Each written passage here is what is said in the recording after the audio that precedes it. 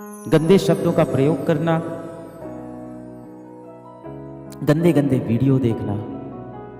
बाहर दुनिया को जीतना बहुत आसान है बेटा, सबसे पहले आप अपने मन को जीतो। ऐसा क्यों हो रहा है कि तुम कुछ और करना चाह रहे हो पर दिन भर कुछ और कर रहे हो? सीधे शब्दों में आप समझो, आप अपने जीवन का जो कंट्रोल है, आप अपने जीवन का पूरा कंट्रोल एक शैतान को दे चुके हो। कलयुग के अंदर आप देखो, जितनी भी बुरी शक्तियां हैं वो अब दिखाई नहीं पड़ती। आप जीवन में सफल होना चाहते हो, इसका जवाब हाँ है या ना है। ऐसे राक्षस हैं जो आपकी जिंदगी आपसे लेना चाहते हैं, ऐसे राक्षस हैं जो आपका लक्ष्य, आपका सपना, आपकी सोच, आपका परिवार, आपका भविष्य सब आपसे छीनना चाहता है। जो आपका मन होता है ना, वो बहुत चंचल होता है, और आपका मन ऐसा होता है जैसा एक नवजीवित पशु हो।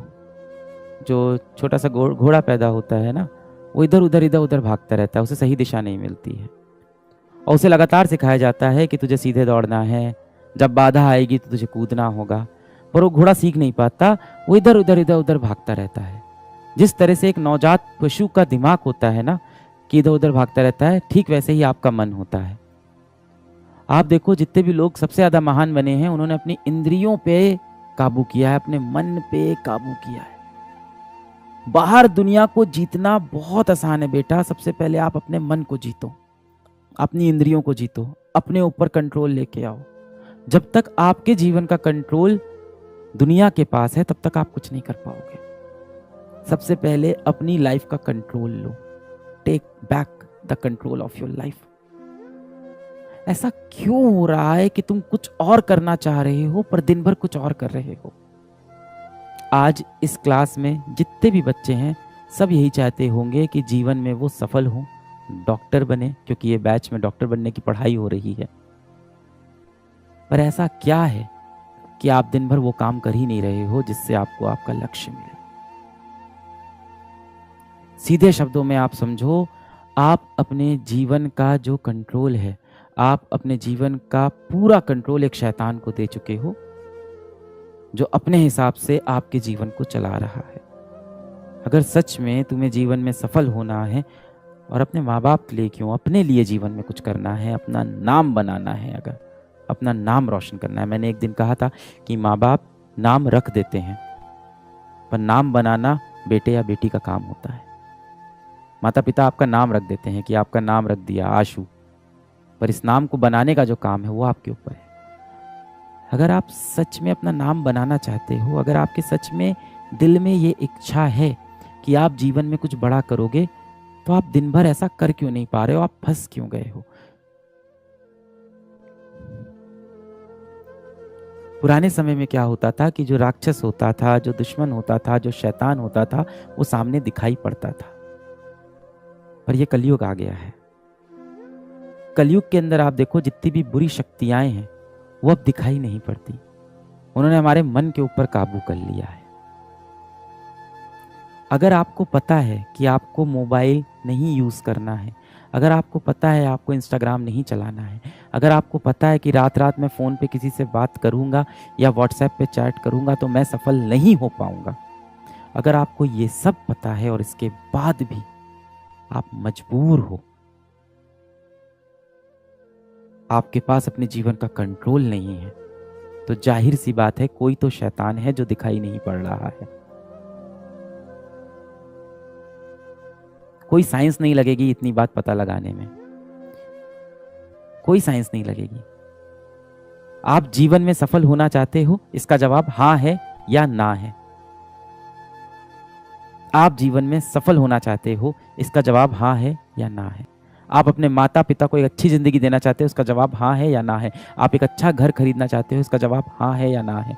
आप देश में हर किसी की सेवा करना चाहते हो, इसका जवाब हाँ है या ना है। आप एक अच्छे व्यक्ति बनना चाहते हो, इसका जवाब हाँ है या ना है। इन सभी का जवाब हाँ है, पर आप कर नहीं पा रहे हो, क्योंकि परेशानी सच में बड़ी है। परेशानी सच में बड़ी है। एक अदृश्य दानव है, एक अदृश्य शैतान है जिसने हमारे मस्तिष्क पे पूरा कब्जा कर लिया है। वो अदृश्य है, ये कलयुग है। वो जो दानव है, वो जो शैतान है, वो सामने दिखाई नहीं पड़ेगा। और ये शैतान इंसानों द्वारा ही बनाया गया है। आप पुराने समय में देखो, जितने भी राक्षस बनते थे वो भगवान से ही आशीर्वाद लेके बनते थे। बड़े बड़े उनको आशीर्वाद मिल जाते थे, फिर बड़े बड़े राक्षस बन जाते थे। जितने भी बड़े आप राक्षस देखो, उन सभी को किसी न किसी भगवान ने ही आशीर्वाद दिया होता है। आज के समय में जो कलयुग के राक्षस हैं, उसको इंसान ने बनाया है।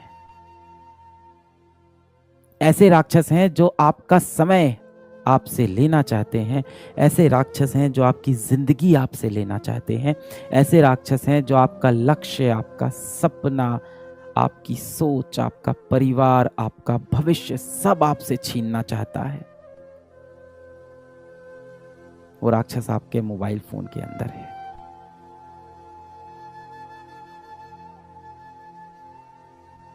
आप मोबाइल का इस्तेमाल नहीं करते हो, मोबाइल आपका इस्तेमाल करता है। आज इस सेशन के बाद में हाथ जोड़ना भगवान श्री कृष्ण के सामने, भगवान श्री राम के सामने, जिस भी भगवान को आप मानते हो, जिस भी धर्म के हो आप। हम भारतीय हैं, हर धर्म की इज्जत करना हमारे संविधान में लिखा है। आप जिस भी धर्म के हो बेटा, जिस भी भगवान को आप मानते हो, उनके सामने हाथ जोड़ना, सच्चे दिल से माफी मांगना अपनी गलतियों के लिए, एक अच्छा इंसान बनने का संकल्प लेना, और ये क्रिया हर शाम करना शुरू कर दो। अभी हुआ क्या ना कि कलयुग के अंदर क्या हुआ कि पढ़ाई के नाम पे भगवान पे विश्वास ना करने को पढ़ाई समझने लगे लोग, कूल समझने लगे, अपने आप को एजुकेटेड समझने लगे लोग। माँ बाप से बदतमीजी से बात करने को एजुकेटेड समझने लगे हैं लोग। गंदे शब्दों का प्रयोग करना, गंदे गंदे वीडियो देखना, भगवान पे से भरोसा उठना, इन सब को आप सोचते हो कि आप एजुकेटेड हो गए हो। आप डॉक्टर ही बनने जा रहे हो ना?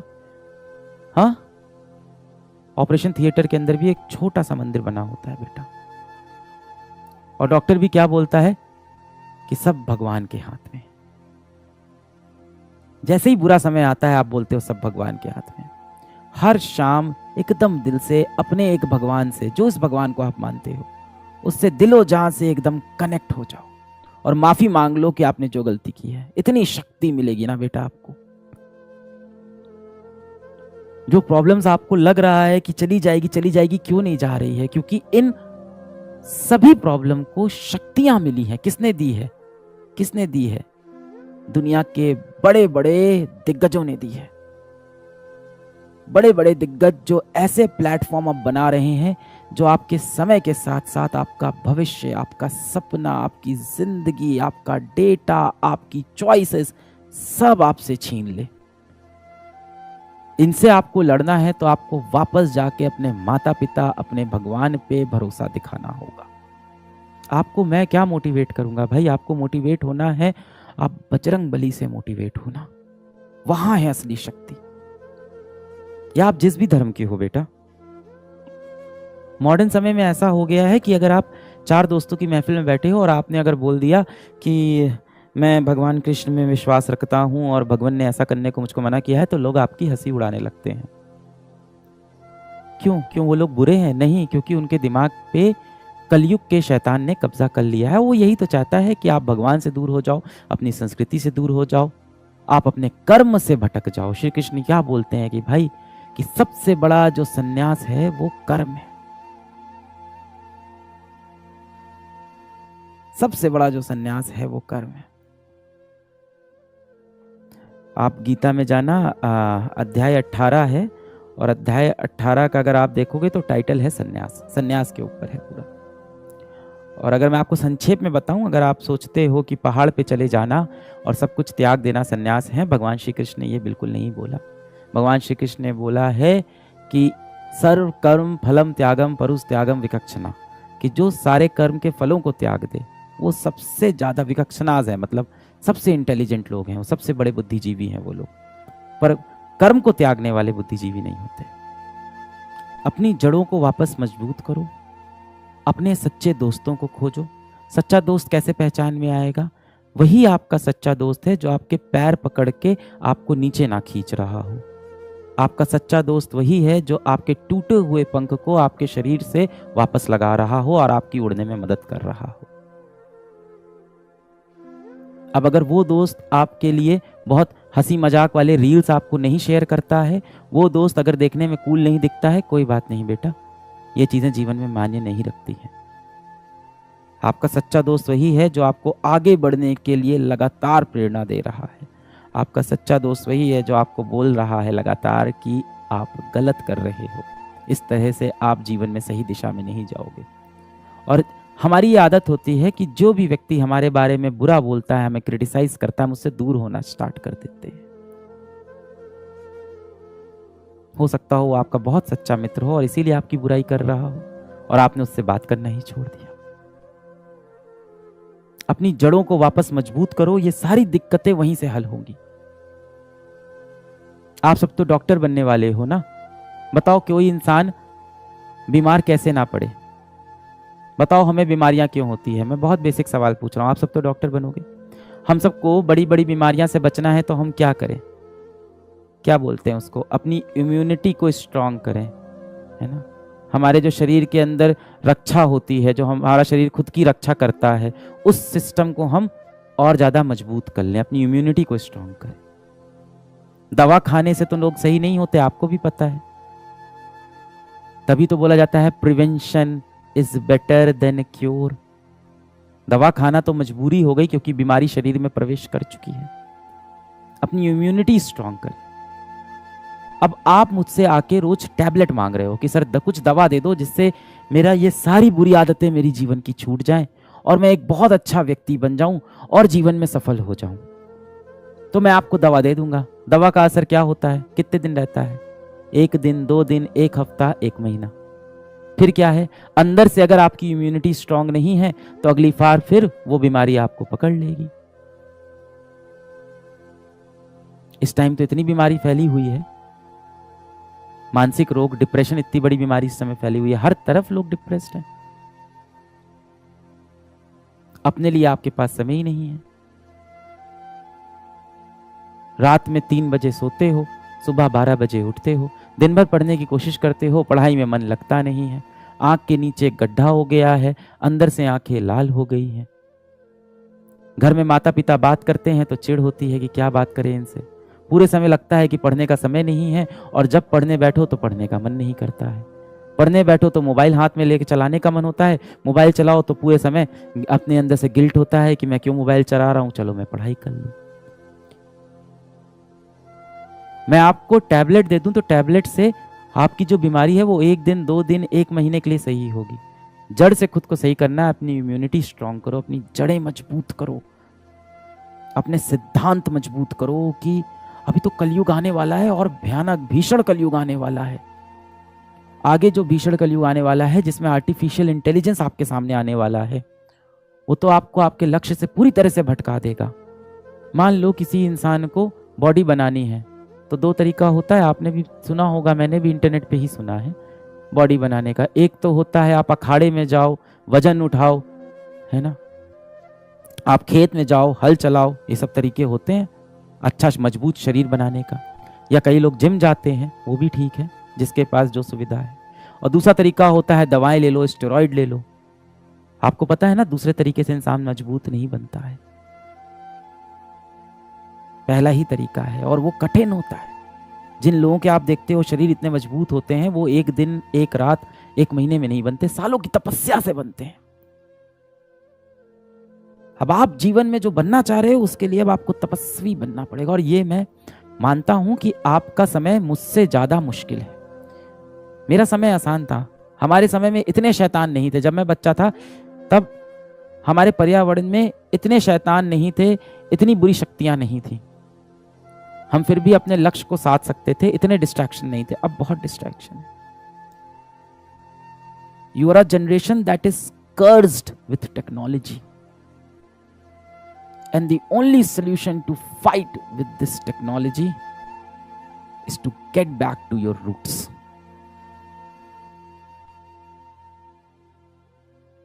आपको क्या लगता है जो इतने बड़े बड़े टेक जायंट हैं, जिसने इंस्टाग्राम बनाया, जिसने शॉर्ट्स बनाया, जिसने रील्स बनाया, क्या वो खुद दिन भर रील्स स्क्रॉल करते होंगे? कभी नहीं करते होंगे। आपको क्या लगता है जो लोग वेब सीरीज बनाते हैं, OTT प्लेटफॉर्म बनाते हैं, वो कभी उन पे अपनी खुद की मूवीज देखते होंगे? कभी नहीं देखते होंगे। पूरे टाइम ये देखते हैं कि हमने मासूम जनता को पकड़ के अपना कंटेंट दिखाया कि नहीं दिखाया। 18 साल की उम्र के कितने बच्चे हमारा वीडियो देखते हैं, अब उनको हम अगला ऐड कौन सा दिखा दें, और किस तरह से हम मार्केट में एक वेंडर के पास जाएं और उससे बोलें, या एक कंपनी के पास जाएं और बोलें कि 18 से 20 वर्ष की आयु के हमारे पास 2 लाख बच्चे हैं जो रोज आके हमारे प्लेटफॉर्म पर मूवीज़ देखते हैं और लगभग 15 मिनट अपने दिन का यहीं पे व्यतीत करते हैं। क्या आपको उन बच्चों को कुछ बेचना है? अच्छा, एक मोबाइल फ़ोन बेचना है? अच्छा, कुछ किताबें बेचनी है? अच्छा, आपको उनको कुछ खिलौने बेचने हैं? आओ ऐड कर दो। दुनिया बहुत बड़ी है, अगर आप प्रॉब्लम को सही में सॉल्व करना चाहते हो तो अब आपको इस दिशा में सोचना पड़ेगा, रूट्स पे वापस आना पड़ेगा। जिस तरह से बेटा आपकी सबसे अच्छी पढ़ाई हो, जिस भी परिस्थिति में हो पाए वो करो, जो तुम्हारे लिए बेस्ट हो वो करो। किसी की सुबह सुबह पढ़ाई अच्छी होती है, किसी की देर रात पढ़ाई अच्छी होती है। 6 घंटा पढ़ लिया बहुत अच्छा, नहीं, अब तो 6 घंटे से काम नहीं होने वाला है, अब तो झोंकना पड़ेगा 12 घंटे। एक डायरी बना लो और उस डायरी में पहले पेज पे लिखो इवेंट 1, दूसरे पे इवेंट 2, तीसरे पे इवेंट 3। आप बेटा एक डायरी बना लीजिए, ये आपकी आखिरी डायरी होगी इस साल की, जिसपे आप अपना सब पूरा लेखा जोखा लिखने वाले हो। और इस डायरी में आप लिखोगे 240 इवेंट्स, 240 इवेंट्स। पेज नंबर 1 पे event 1, page number 2 event 2, page number 3 event 3, इस तरह से 240 इवेंट। जब आप कहते हो ना मेरे पास एक दिन बचा है, तो आप सोचते हो सुबह पढ़ाई करना शुरू करेंगे, फिर सोचते हो यार दोपहर 12 बजे से कर लेते हैं। 12 बजे सोचते हो अच्छा यार थोड़ी देर रुक जाते हैं, खाना खा के 2 बजे से आराम से बैठ के पढ़ें। खाना खा के चावल का पहाड़ खा के बढ़िया नींद आ जाती, सो गए, ऐशो आराम। जिंदगी में तो बहुत पैसा है ना तुम्हारे, सब तो बढ़िया है। अब शाम को 6 बजे से अच्छे से पढ़ाई करेंगे, यानी सुबह से शाम के 6 बज गए, पर आपको अभी भी लग रहा है कि आपका दिन बचा हुआ है, आपको अभी भी नहीं लगा कि आज का दिन खराब हो गया है, जबकि आपने आधे से ज्यादा दिन खराब कर दिया है। इसीलिए डे वाइज नहीं गिनेंगे, इवेंट। अब इवेंट क्या है ध्यान से सुनो। आप सुबह उठते हो कितने बजे? मान लेते हैं आप सुबह उठते हो 8 बजे। देखिए नींद जरूरी है, सोइए अच्छे से, बढ़िया सोएंगे, दिमाग अच्छा चलेगा, सब चीज अच्छे से याद रहेगी, कैलकुलेशन आसान होगी, मेमोराइज करने में, रिवीजन सब बढ़िया। 8 बजे आप सुबह उठते हो और मान लेते हैं कि आप सोते हो, मैं मान लेता हूँ 12 बजे आप सो जाते हो, रात 12 बजे आप सो जाते हो। अब अपने हिसाब से देख लेना, 8 घंटे की नींद है। मैं ये बिल्कुल नहीं कहूंगा कि रात को आप 12 बजे सो के सुबह 8 बजे उठो, नहीं, आप रात को 2 बजे सो जाओ, सुबह 10 बजे उठ जाओ। आपको सुबह देर तक पढ़ने में मजा आता है, आप सुबह 4 बजे तक पढ़ाई करो, उसके बाद आप 12 बजे उठ जाओ। मैं इस चीज के बिल्कुल खिलाफ नहीं हूँ। जिस तरह से बेटा आपकी सबसे अच्छी पढ़ाई हो, जिस भी परिस्थिति में हो पाए वो करो, जो तुम्हारे लिए बेस्ट हो वो करो। हर इंसान अलग है, किसी की सुबह सुबह पढ़ाई अच्छी होती है, किसी की देर रात पढ़ाई अच्छी होती है। सबके घर का भाई माहौल अलग है, किसी के घर में सुबह सुबह उठते ही शोर होने लगता है ना, हड़कम मच गया, पिताजी ऑफिस जा रहे हैं, तैयार हो रहे हैं, माताश्री सफाई कर रहे हैं, घर में 2-3 भाई बहन है, चीचो चीचो हो रहा है, उसकी रात में ही पढ़ाई होती है। 8 घंटे की नींद मैं आपको यहाँ पे दे रहा हूँ। अब कितना टाइम बचा आपके पास? 16 घंटे अभी भी बचे हैं, एक दिन नहीं, 16 घंटे अभी भी बचे हैं। अब इन 16 घंटे को कैसे डिवाइड करना है? 8 AM से लेके 12 PM तक का, ये हो गया आपका इवेंट 1। 12 PM से लेके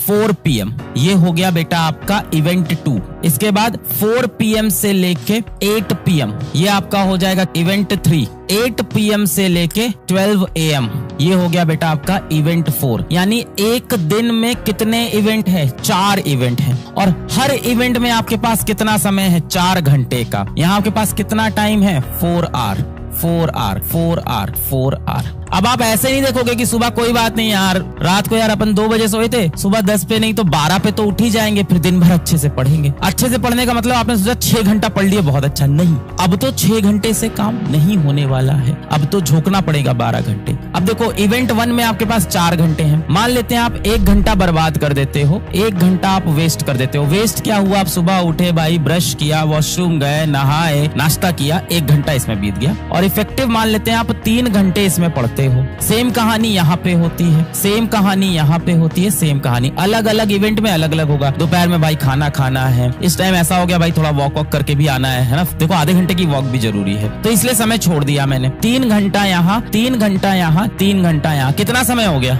बताओ, कितना समय हो गया ये? कितना? 3 3 6 3 9 3 12। अब आप इफेक्टिव कितना घंटे पढ़ सकते हो? 12 घंटे की स्टडी हो सकती है। क्या इसमें सांस लेने की जगह नहीं है? क्या इसमें खाना खाने की जगह नहीं है? क्या इसमें बाहर टहल के आने की जगह नहीं है? व्यायाम करने की जगह है? माँ बाप से बात करने की जगह है? नहाने धोने की जगह है? रिलैक्स करने की जगह है? हर चीज की जगह है बेटा यहाँ पे आपके पास।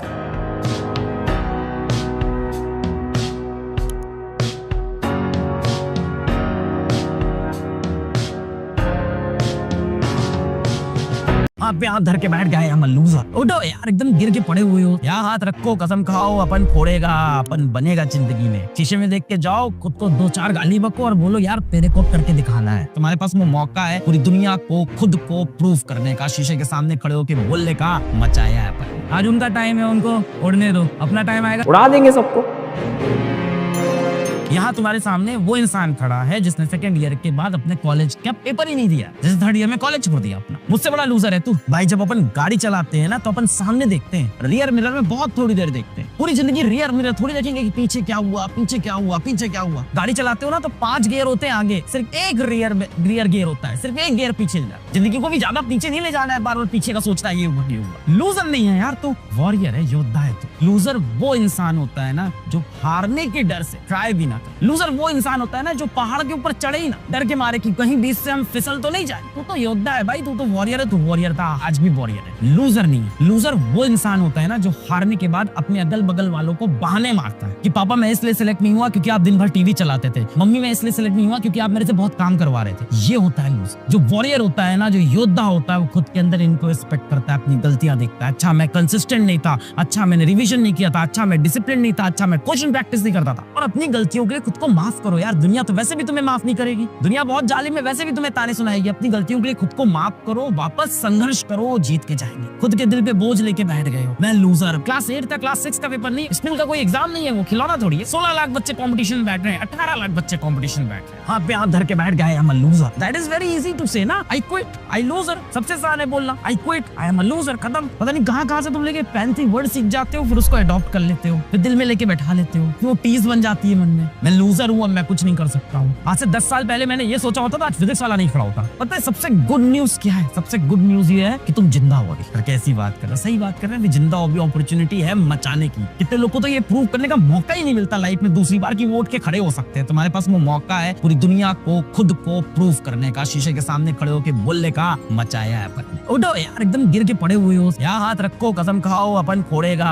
अपन बनेगा जिंदगी में। शीशे में देख के जाओ, खुद को 2-4 गाली बको और बोलो यार तेरे को करके दिखाना है। आई quit, I am a loser. ये नहीं चलेगा, यही करते रहोगे जीवन भर। कल तुम्हारी जिंदगी में तुमको इससे प्यार होगा, उसके लिए ट्राई नहीं करोगे, बोलोगे आई quit, I am a loser. जाओ तुम किसी और शादी कर लो, मैं तो पैसा भी नहीं कमाऊंगा, मैं तो साथ में भी नहीं रहूंगा तुम्हारे। परसों अपने माँ बाप के लिए यही बोलोगे, पापा आई एम अ लूजर, मुझसे नौकरी नहीं होगी, आप देख लो वृद्धाश्रम में सेटल हो जाना। आई am a loser, I quit. सबसे आसान है करना। छोटे भाई बहन होंगे, उनकी जिम्मेदारी नहीं लेनी है, कहते हैं आई quit, I am a loser. जाओ तुम। कल को जीवन में अपने बच्चे पैदा होंगे, उनको पढ़ाना भी मत, कहना I quit, I am a loser. You can not quit until you are breathing, वरना लास्ट हो तुम। आग लगाते हैं भाई, मिलके आग लगाएंगे। तुम अपने ऊपर डिसिप्लिन रखोगे और तुम अगली बार ये नहीं बोलोगे आई quit, I am a loser. तुम अगली बार बोलोगे I have proved my self. आग लगा के रखो इन तब बातों पे। मैंने बोला है ना कि संघर्ष व्यक्ति हमेशा अकेले करता है। आप जब भी देखो ये जो आपकी जर्नी, आपको बहुत लोनली फील होता होगा, कई बार बहुत लोनली फील होता है, एंड इट्स ओके। संघर्ष व्यक्ति हमेशा अकेले करता है। कामयाबी में पूरी दुनिया आती है ताली बजाने। और ये जो दोस्त है ना आपके, जो बोल रहे हैं कि तेरा कहाँ आएगा, तो अपने मन को एक बात समझा लेना कि जिस पे ये जग हंसा है उसने इतिहास मैटर सेट है, अभी बदला नहीं लेना है। अपना समय आएगा तब जवाब देंगे।